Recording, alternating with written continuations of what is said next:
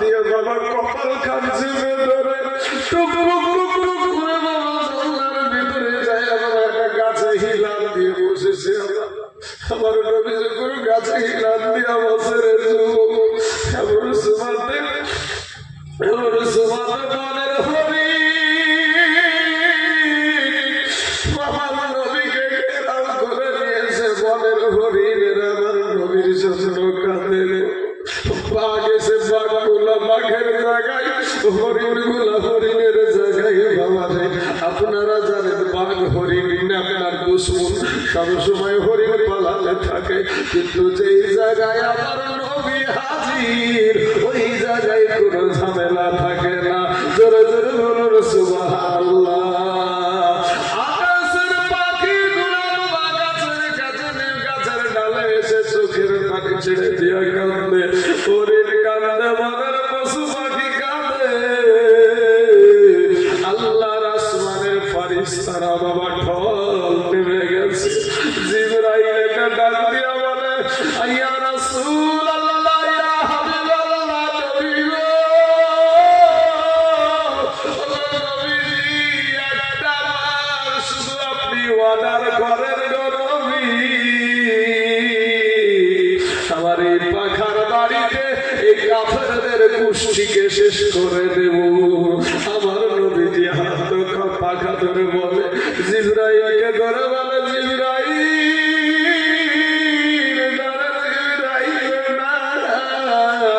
আমি রহমাতাল লিল আলামিন জোরে বলুন সুবহানাল্লাহ আমি রহমাতাল লিল আলামিন রে জিবরাইল আমি ধ্বংস করতে আসি না আমি ধ্বংস করতে আসি নাই আমি নবী ওদেরকে বুঝিয়ে বুঝিয়ে কালেমা পড়ে আমি মুসলমান বানাইয়া তাদেরকে আমি সঙ্গে করে জান্নাতে নিতে চাই জোরে বলেন সুবহানাল্লাহ দেখেন আমার নবীর আদর্শ কত সুন্দর রে বাবা মা আয়েশা সিদ্দিকা বলেছিল আমার নবীর ছোট বিবি বলেছিল কি বলেছিল ইউসুফ নবীকে দেখে 40 জন নারী বাবা আপেল কাটতে গিয়ে আপেল কাটা তো দূরের কথা রে বাবা আপেল কেটে হাত কেটে ফেলেছিল টের পেয়েছিল না ইউসুফ নবীর চেহারাখানা দেখে ওই মা আয়েশা বলছে ওই 40 জন নারী যদি আমাদের নবীকে দেখত হাত কাটা তো দূরের কথা কলিজা কেটে ফেলত তারপরও টের পেত না জোরে বলেন সুবহানাল্লাহ এরকম এতিম নবীকে কেমন করে মানে ওই কাফেরেরা আমার নবীকে বলতো আল আমিন সত্যবাদী বলতো তার বড় বাবা ওই আবু জেহেলের দিলে কোনো মায়া ছিল না দয়া ছিল না কবি বলছেন দেখিয়া মন ভরে না গো নবী দেখিয়া মন ভরে না যেথায় আমার শাহে মদিনা বাজার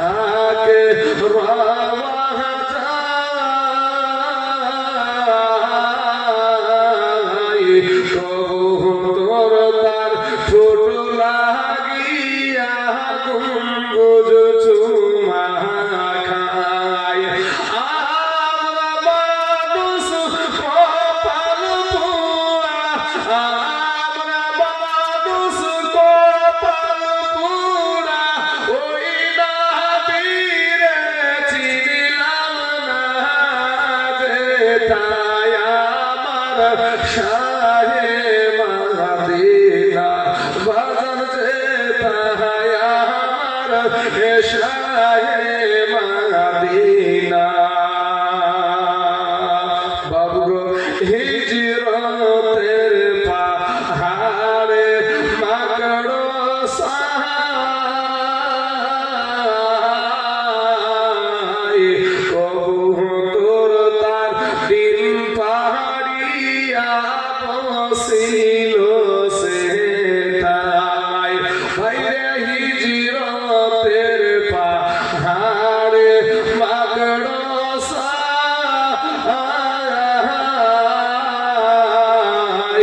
কবুতর তার ডিম পাহাড়িয়া বসিল সে তাই নাবির দোয়াই কবুতরে হাজিরা খাওয়াই খাজে তাই আমার শাহে মাদিনা জোরে বলে সুবহানাল্লাহ। আপনাদের দেশে যদি কোনো হাজী সাহেব থাকে আছে, যদি হাজী সাহেব থাকে ওই হাজী সাহেবকে জিজ্ঞাসা করবেন যে নবীজি রওজা মুবারকের কাছে হাজার হাজার পায়রা কবুতর এই পাখিগুলা আছে, তো ওই পাখিগুলা এই আমাদের দেশের হাজী বা বিভিন্ন দেশের হাজী সাহেবেরা ওখানে যায়, যাওয়ার পরে কবুতরকে খাবার দেয়, ওই কবুতরকে খাবার দেয়। তো আমরা খাবার খেলাম, আমরা খাবার খাই, খাবার খাওয়ার পরে দেখবেন যে আমাদের পায়খানা হয় না ভাই? কি ভাই পায়খানা ফিরেন না? তো পায়খানা ফিরি, তো তাহলে পাখিরা খেলেও কিন্তু পাখিরাও পায়খানা করে। তো এই যে হাজার হাজার পাখি, এই হাজার হাজার পাখিগুলা খাবার ঠিকই খায় ওখানে, কিন্তু পায়খানা কোথায় করে? পায়খানা কোথায় করে? একটা হাজী সাহেবের বাবার ক্ষমতা বলতে যে ওই জায়গাতে এক ফোঁটা পায়খানা ফিরে, কারণ ওই কবিতর জানে যেটা নবীজির রওজা মুবারক। জোরে বলেন সুবহানাল্লাহ, আরো জোরে বলেন সুবহানাল্লাহ। ওই হিজরতের পাহাড়ে মাগড়ো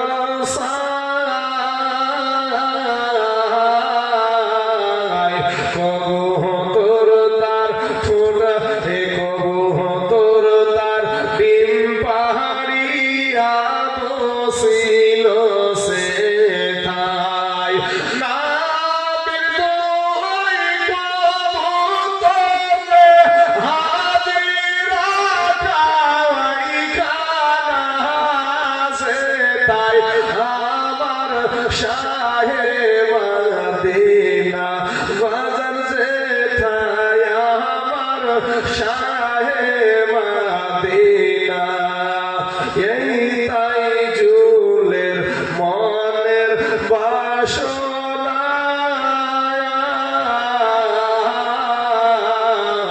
মরণ কালে নাবি দেখিব এই তো কামনা।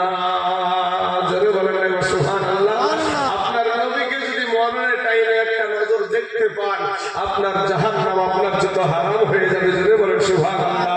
আরে বাবা, তা তো মরণের টাইমে এখনো যদি কেউ স্বপ্নে নজরে যদি কেউ নবীকে একবার দেখে নাই, তো তার জন্য জাহান্নাম হারাম। জোরে বলেন সুবহানাল্লাহ। ওরে এই তাই জুলের মনের বাসনা মরণ কালে নাবি দেখিব এই তো কামনা। মরণ আমার সাদ হবে, মরণ আমার সহজ হবে, হবে না তো যন্ত্রণা যে তাই আমার শাহে মাদিনা বাজার যে তাই আমার শাহে মাদিনা দেখিয়া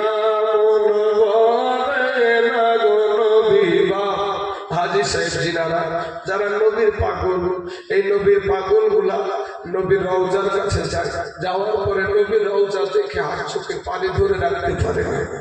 যারা ওহাবি মার্কা মাল আছে তাদের সালাম নিচে চলে যাচ্ছে, কিন্তু যারা নবীর আশিক, যারা নবীর পাগল, নবীর রওজার কাছে যে ফুপায়া ফুপায়া কাঁদে।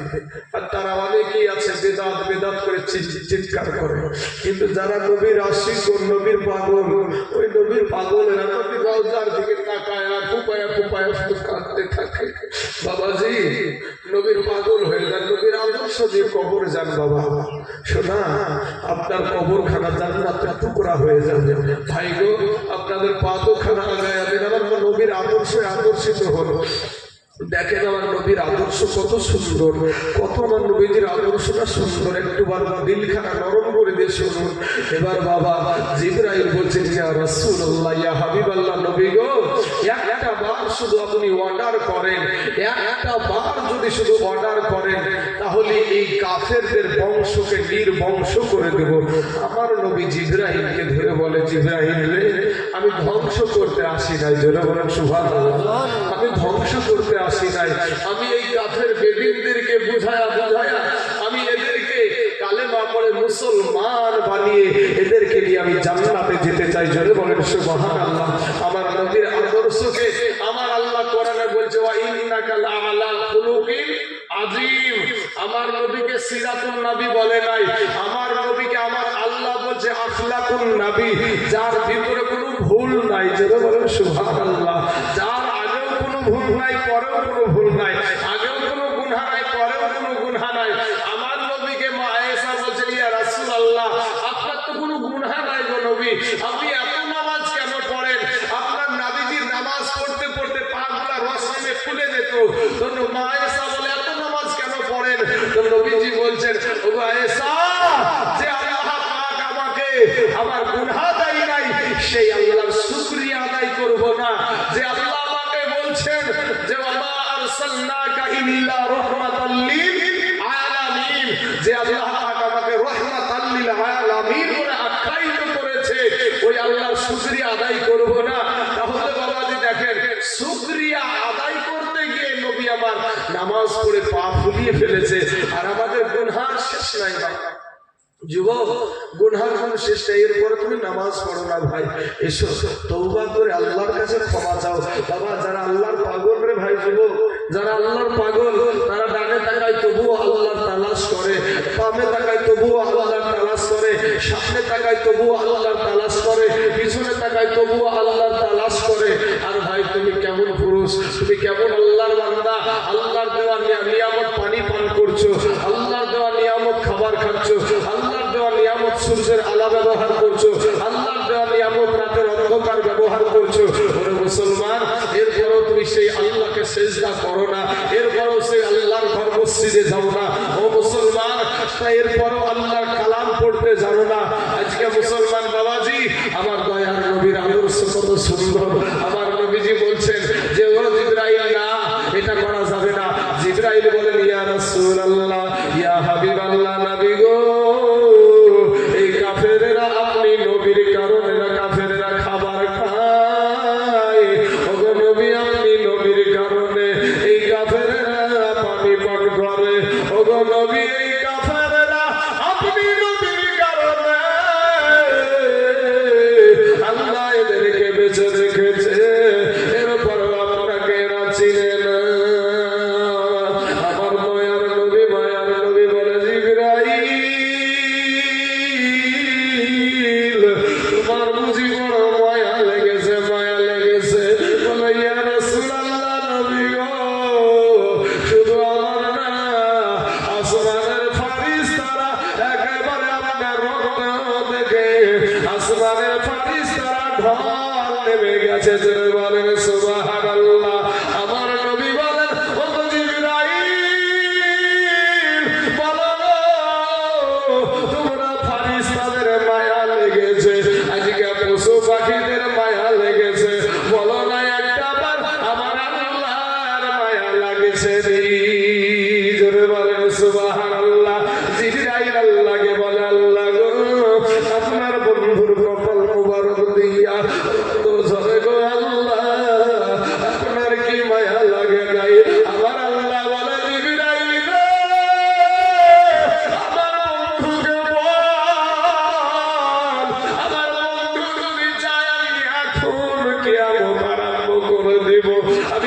কিয়ামত আরম্ভ করে দিব।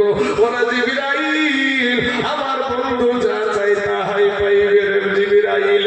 আর জিবরাইল বলে ইয়া রাসূলুল্লাহ ইয়া হাবিবাল্লাহ, নবী গো আমার আল্লাহর মায়া লাগছে, আপনি কি চান বলেন। বলে জিবরাইল রে আমার এই রক্তের বিনিময়ে, আমার এই রক্তের বিনিময়ে আমি কিচ্ছু চাই না। কাল কিয়ামতের মাঠে এই রক্ত নিয়ে আমি উঠবো, এই রক্তের বিনিময়ে আমার গুনাহগার উম্মতকে আমার আল্লাহ নাজাত দিবে। নিজরে বলেন সুবহানাল্লাহ। উম্মতের দরদি নবী আমাদের মতন গুনাহগার বাইরে আমাদেরকে যদি মিজানের পাল্লায় উঠায়, বলতো ভাই আমরা কেউ কি পারবো পার হতে? কেউ তো পার হতে পারবো না। তাই আমি বলে থাকি আমাদের মতো অপরাধী মিজানের পাল্লায় উঠাই যদি ক্ষমা পাইবার আশা নাই আমার। আছে ভাই, আমরা যত গুনাহগার, যে জীবনে গুনাহ করেছি, কবে জানি মহিলা যাবো, কবে জানি আপনি মহিলা যাবেন। আজ আপনাদের এখানে থেকে এসেছি, বাড়ি ফিরতে পারবো এটা কোনো গ্যারেন্টি নেই। কিন্তু বাবা শোনা, এখন যদি আমি মহিলা যাই, স্ত্রী মারা গেলাম ধরেন, স্ত্রী মারা যাওয়ার সঙ্গে সঙ্গে আপনারা আমাকে চেষ্টা করবেন হসপিটাল নিয়ে যাওয়া। যদি তারপরও দেখেন যে ডাক্তার বললো মরে গেছে, আমার বাপদক্ষী মানুষ ইমাম সাহেব এনারা একটা সহযোগিতা করে আমার মায়ের কাছে একটা ফোন দিবেন। মাকে যখন বলবে খালা গো আপনার বেটা তাইজুল ইসলাম দুনিয়ার জমিনে আর নাই, আমার গর্ভধারণী মা 2 বছর যেই মা আমাকে বুকের দুগ্ধ খাওয়া, যে যুবকেরা ভাই তোদের পায়ে হাত দিয়ে বলি ভাই রে তোর মাকে কষ্ট দিস না, এরকম বৃদ্ধ বাপ যেগুলাকে কষ্ট দিস না ভাই। মা বাপ কইরা গেলে আর বুঝবি রে যুবক যে বাপ কি জিনিস ছিল, মা কি জিনিস ছিল। যার মা নাই, যার বাপ নাই, সেই যার বাপ হারানোর কি ব্যথা, মা হারানোর কি ব্যথা। যুবক ভাই তোদের পায়ে হাত পা দুখানা ধরে বলি এই মা বাপ গুলাকে, এই বৃদ্ধা মানুষ গুলাকে কষ্ট দিস না ভাই। কারণ যেদিন তোর মা বাপ চলে যাবে, ওই বৃদ্ধা মানুষ গুলাকে গিয়ে জিজ্ঞাসা করবা দাদা গো তোমার মা কেমন ছিল, তোমার মা দাদা আব্বা কেমন ছিল। ওই মানুষটা চোখের পানি ছেড়ে দিয়ে বলবে যেদিন আমার আব্বা চলে গেছে, মা চলে গেছে, সেদিন আমার মাথার ছাপ উড়িয়ে গেছে। বাপের হাড় খান যদি বিছানায় পড়ে থাকে, তবুও বেটার একটা বুকের বল থাকে আলাদা। কথা বলে ঠিক যাবে ঠিক। বাপের একটা বেটাদের বুকের বল থাকে আলাদা। অথচ এমনও কিছু সন্তান আছে আব্বাকে আব্বা বলে ডাকে না, মাকে মা বলে ডাকে না। আচ্ছা এরকম বাবা মাকে মা বলে ডাকে না, আর জনম দুঃখী মা। কোন দিকে কথা বলি বাবাজি, কোন দিকে বাজাবো? শোনা, মা জননী এমন একটা মা, একটাই সম্পর্ক মা, এত মিষ্টি। এই যুবক তুমি আজ মা বলে ডাকো না ভাই, তোমার মতন বেহায়া কপাল পোড়া সন্তান, হারামখোর সন্তান কেউ হতে পারে না ভাই।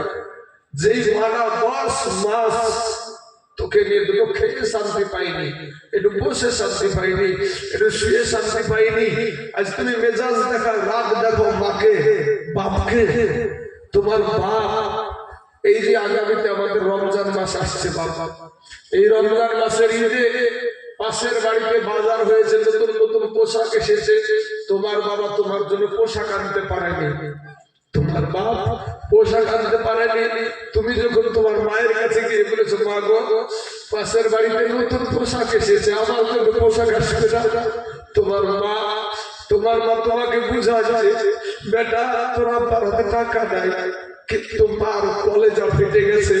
মা স্বামীর কাছে গিয়ে বলেছে স্বামী গো আপনি দেদার হলো আবার বেটা বিক্রির জন্য আপনি নতুন পোশাক কিনে আনেন। কথা বলেন ঠিক না ঠিক? অথচ সেই যুবক তোমার বিবির 2 পোশাক কিনো, কারণ আমার মাকে আমি খুব ভালোবাসি বাবা। আমার মা বাবা, আমার মা অসুস্থ, মায়ের কথা মনে পড়ছে। মুর্শিদাবাদ জমিনে 8 ঘন্টা রাস্তা, যেদিকে তোর মা চলে যাবে ভাই ভাই কবি বলছে